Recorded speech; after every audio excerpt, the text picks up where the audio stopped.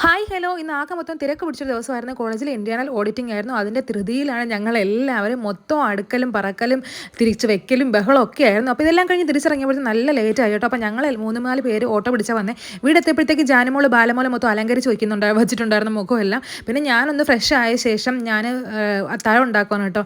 അത്താഴത്തിന് എനിക്ക് ചപ്പാത്തിയാണ്. അപ്പോൾ കറിയൊക്കെ നോക്കിയപ്പോൾ അമ്മ മീൻകറി മീൻ വറുത്തേക്ക് ഉണ്ടാക്കി വെച്ചിട്ടുണ്ട്. പിന്നെ ഞാൻ 2 ചപ്പാത്തി എടുത്ത് ചൂടാക്കിയും എടുത്തേ.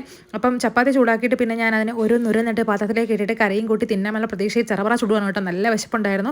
അപ്പോൾ ഉച്ചയ്ക്ക് കോളേജിൽ നിന്ന് ഫുഡ് ഉണ്ടായിരുന്നു. അപ്പോൾ അതിൻ്റെ വ്ളോഗ് എടുക്കാൻ പറ്റില്ല, നല്ല തിരക്കായിരുന്നു. പിന്നെ ചപ്പാത്തി എല്ലാം തിരിച്ച് വെച്ചിട്ട് ഞാൻ എന്താ മീൻകറി എടുക്കണം കേട്ടോ. മത്തി നല്ല പുളിമുളകും വെച്ചതായിരുന്നു, സൂപ്പർ കറിയായിരുന്നു.